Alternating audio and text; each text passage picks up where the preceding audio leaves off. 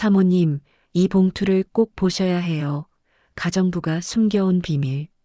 여러분, 10년을 가족처럼 믿고 내 집 안방까지 내어준 사람이 어느 날 갑자기 내 삶을 송두리째 흔들 비밀을 내민다면 어떠시겠어요?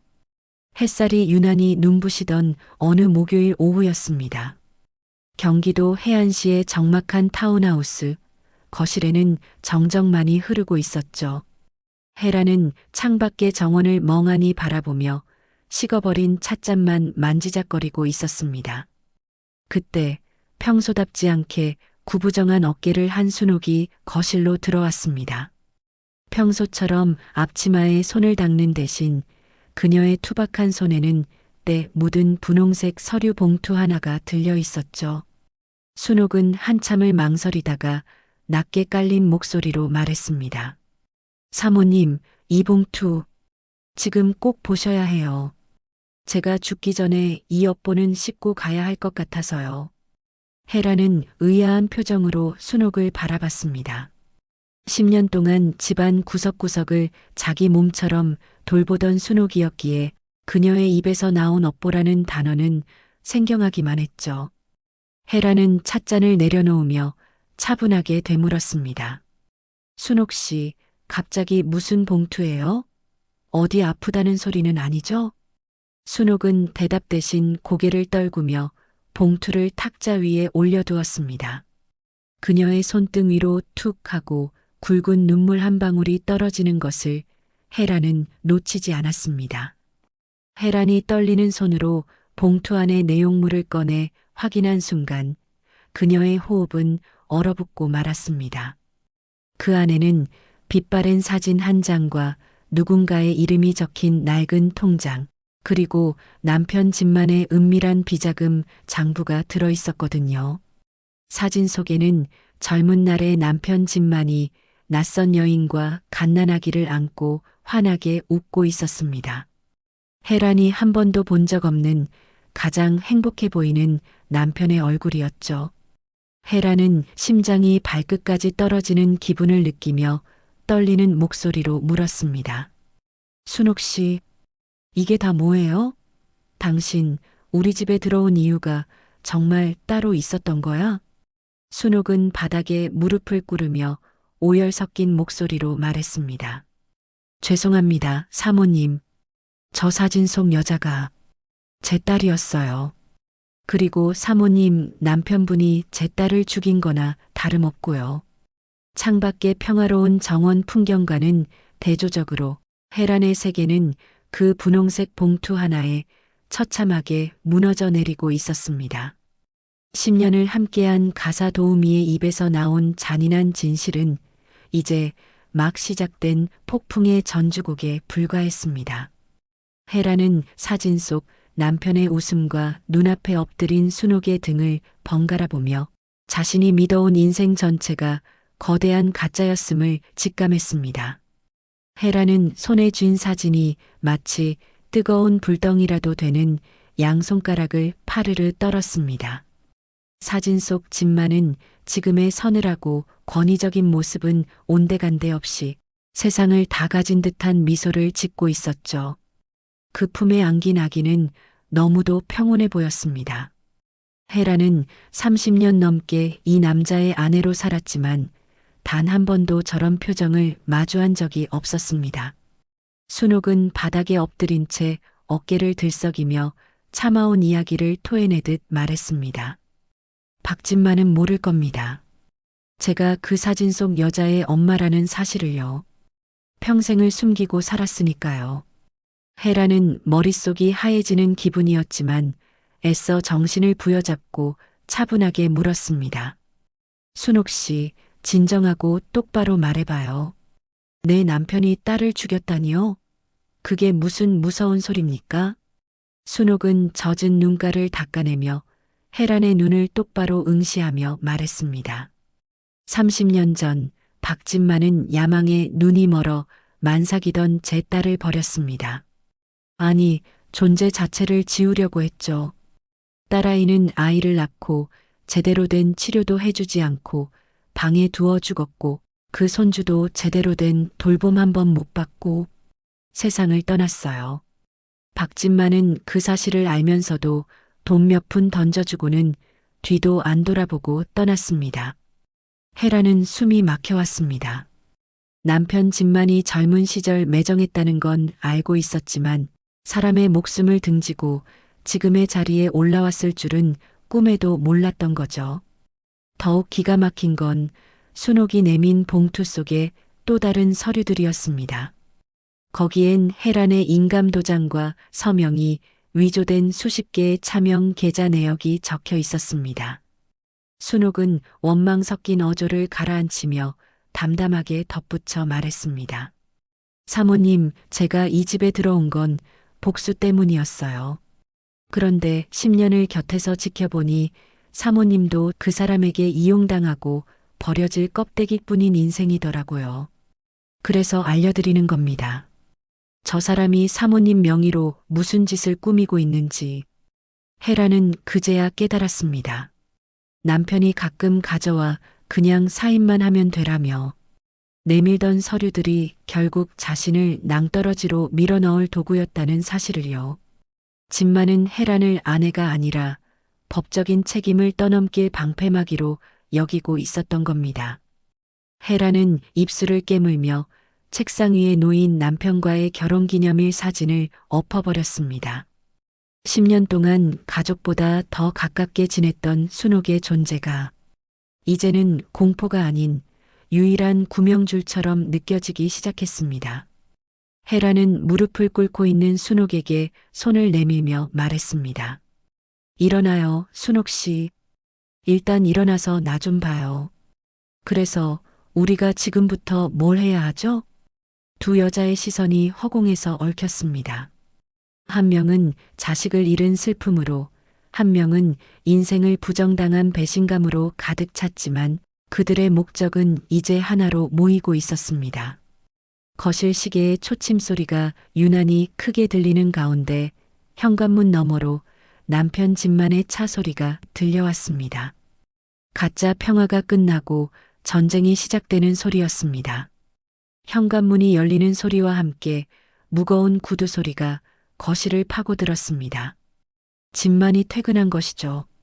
평소라면 헤라는 현관까지 나가 그를 맞이했겠지만 지금은 그럴 힘조차 없었습니다. 헤라는 급히 탁자 위에 봉투와 사진을 등 뒤로 감췄고 순옥은 서둘러 눈물을 닦으며 부엌으로 몸을 피했습니다. 진만은 거실로 들어서며 넥타이를 거칠게 풀고는 소파에 털썩 주저앉았습니다. 그의 얼굴에는 성공한 중견기업 간부다운 오만함이 가득했죠. 진만은 헤란을 쳐다보지도 않은 채 명령하듯 말했습니다. 여보, 나 배고픈데 물 한 컵만 가져와 봐. 그리고 이번 달 카드 명세서 보니까 또 쓸데없이 돈 썼던데 적당히 좀 해.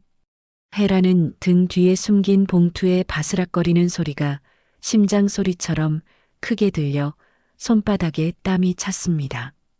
30년을 함께 산 남자의 목소리가 오늘따라 짐승의 으르렁거림처럼 낯설게 느껴졌죠. 헤라는 떨리는 목소리를 가다듬으며 말했습니다. 당신 나한테 미안하지도 않아요?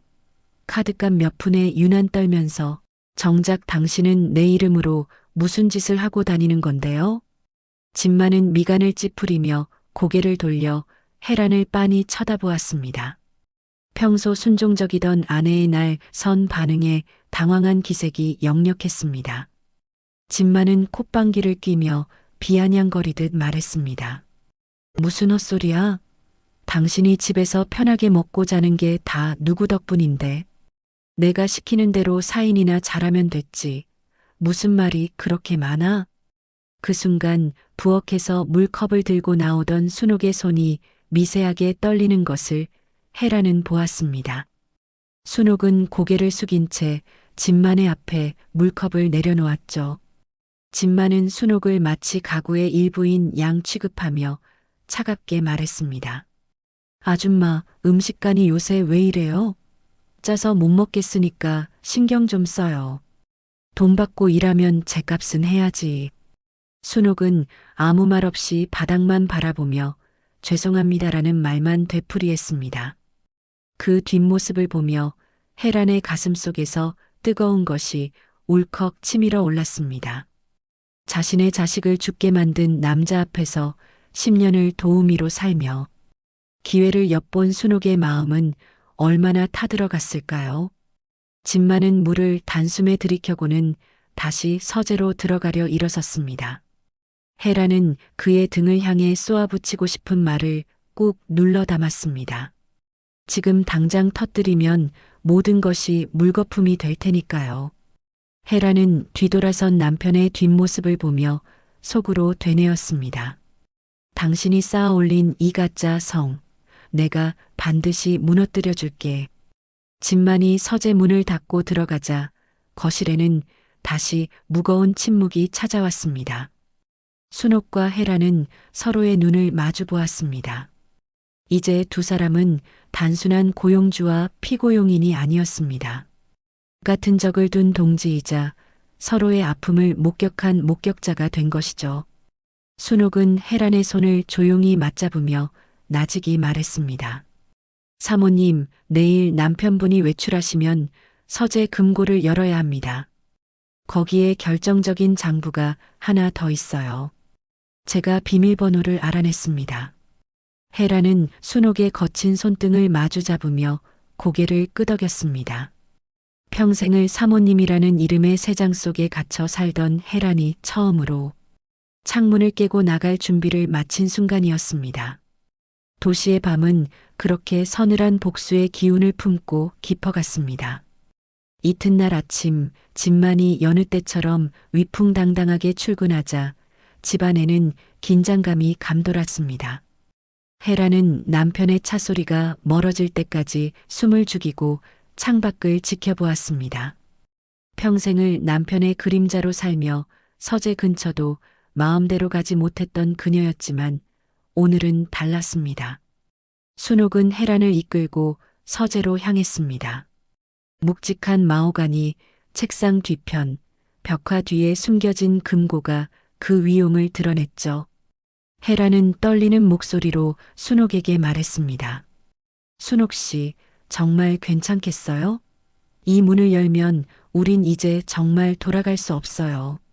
순옥은 단호한 표정으로 금고 다이얼에 손을 올리며 말했습니다. 사모님, 이미 우리 인생은 저 문이 닫혀 있을 때부터 망가져 있었습니다. 이제는 문을 열고 진실을 마주해야 할 시간이에요. 순옥이 입력한 비밀번호는 진만이 버렸던 딸의 생일이었습니다. 자신의 죄를 잊지 않으려 함인지 아니면 가장 잊고 싶은 것을 가장 안전한 곳에 두려 함인지 알 수 없었죠. 삐빅 소리와 함께 금고가 열리자 그 안에는 수십 권의 통장과 함께 낡은 일기장 하나가 들어 있었습니다. 헤라는 홀린 듯 그 일기장을 펼쳤습니다. 거기에는 진만이 젊은 시절 저지른 뺑소니, 사고의 기록과 이를 덮기 위해 순옥의 딸을 협박하고 회유했던 비열한 행적들이 고스란히 적혀 있었습니다. 헤란의 손이 부르르 떨렸습니다. 헤란은 일기장을 가슴에 품고 오열하며 말했습니다. 이 인간은 사람이 아니었어요. 괴물이었어. 내가 이런 괴물과 평생을 한 침대에서 잤다니. 순옥은 그런 헤란의 어깨를 조용히 감싸 안으며 말했습니다. 사모님, 울지 마세요. 눈물은 이 사람을 무너뜨린 다음에 흘려도 늦지 않습니다. 여기 이 비자금 장부랑 일기장, 제가 다 복사해 두겠습니다. 그때였습니다. 갑자기 거실 쪽에서 현관문 도어락 소리가 들려왔습니다. 서류 가방을 두고 왔다며 진만이 예상보다 일찍 돌아온 것이죠. 헤란과 순옥의 심장이 멎을 듯 뛰기 시작했습니다. 발소리가 점점 서재로 다가오고 있었습니다. 헤란은 급히 금고 문을 닫고 서류들을 치마폭 아래로 숨겼습니다.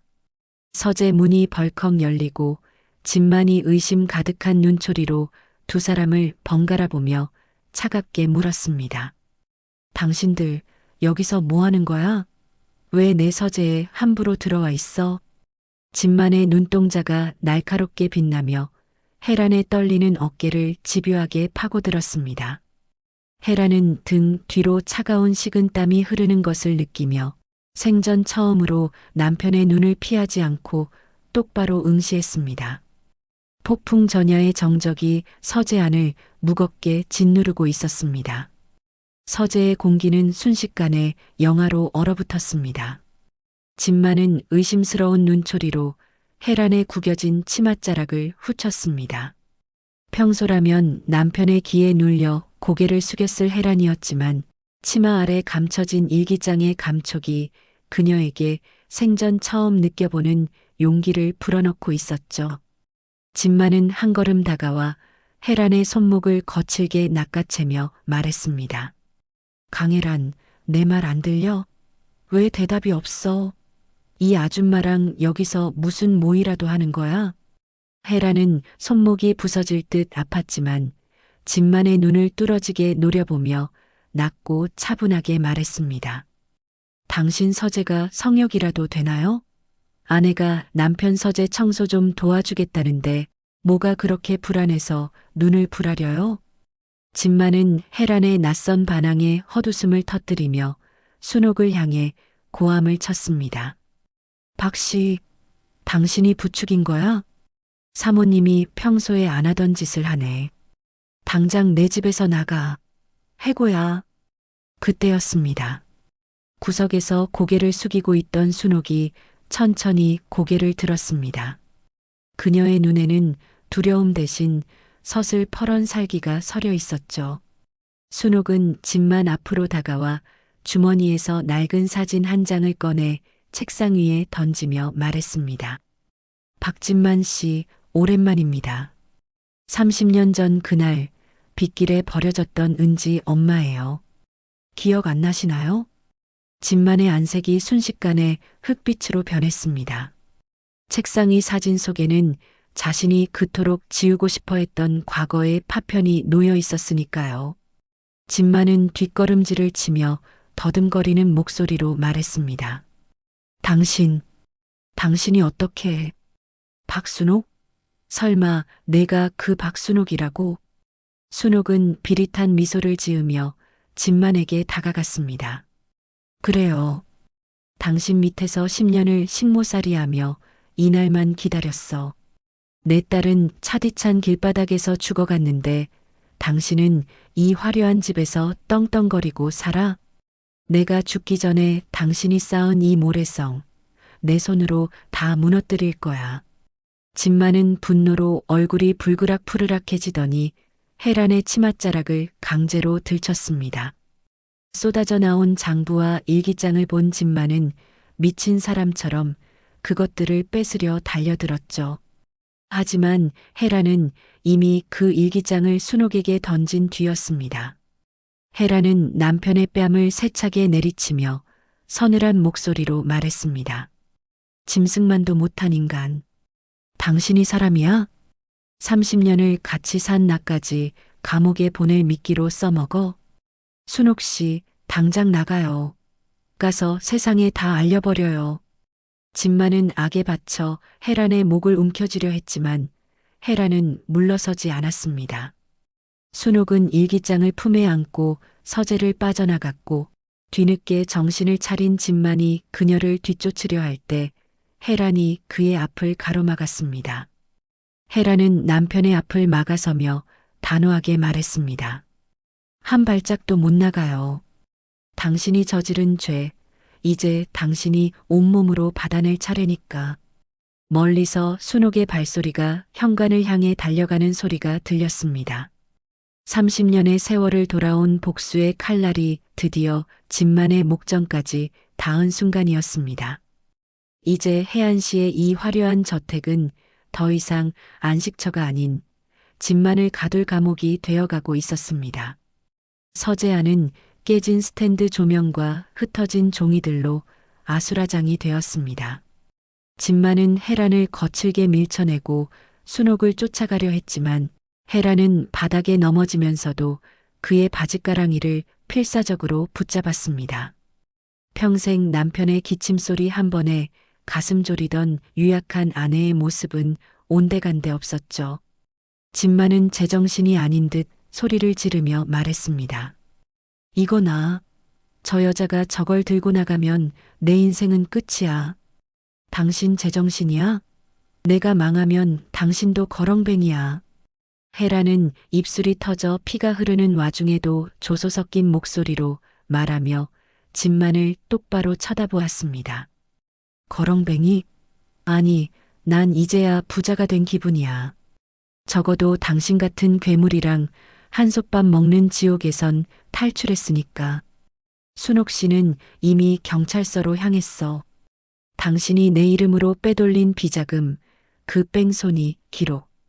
전부 다 말이야. 진만은 힘이 풀린 듯 자리에 주저앉았습니다. 그는 자신의 권력이 영원할 줄 알았고 아내는 영원히 아무것도 모르는 꼭두각시일 줄 알았죠. 진만은 떨리는 손으로 담배를 찾으며 허탈하게 물었습니다. 박씨 그 여자가 대체 당신한테 뭐라고 했길래 이래?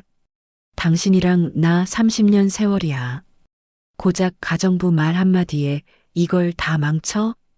헤라는 차갑게 식은 눈으로 남편을 내려다보며 말했습니다.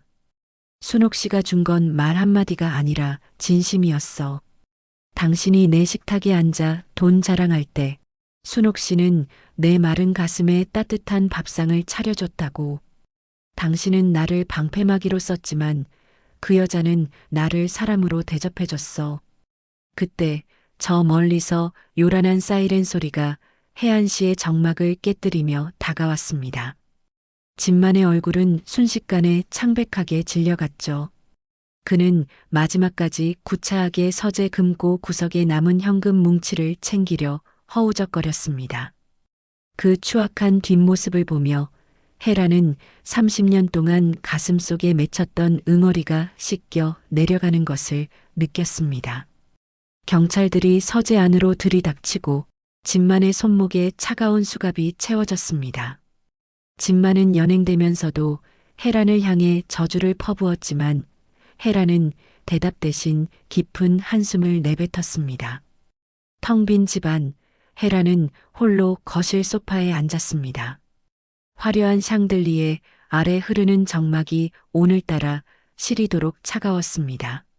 하지만 헤란은 알고 있었습니다. 이제야 이 집에서 진짜 나의 숨소리가 들리기 시작했다는 것을요. 헤라는 식탁 위에 놓인 순옥의 손때 묻은 앞치마를 보며 나직이 을조렸습니다. 순옥 씨, 이제 우리 진짜 밥 먹으러 가요. 헤라는 외투를 챙겨 들고 단 한 번도 뒤돌아보지 않은 채 그 화려한 성을 걸어 나왔습니다. 밖에는 어느덧 어둠이 걷히고 서늘하지만 맑은 새벽 공기가 그녀를 기다리고 있었습니다. 여러분, 오늘 이야기는 여기까지입니다. 평생을 남의 그림자로 살다가 진실을 마주한 순간 여러분은 어떤 선택을 하시겠습니까? 가족이라는 이름 뒤에 숨겨진 추악한 진실보다 타인이 건넨 따뜻한 손길이 때로는 더 큰 구원이 된다는 사실을 우리는 잊고 사는 건 아닐까요? 헤란과 순옥, 두 여자가 써내려갈 새로운 인생의 이막을 응원하며 오늘 영상 마칩니다. 오늘 이야기가 가슴에 작은 울림을 주었다면 구독과 좋아요, 그리고 알림 설정 부탁드립니다. 여러분의 따뜻한 댓글은 다음 이야기를 만드는 큰 힘이 됩니다. 시청해주셔서 감사합니다. 건강한 하루 보내세요. 해당화 인생극장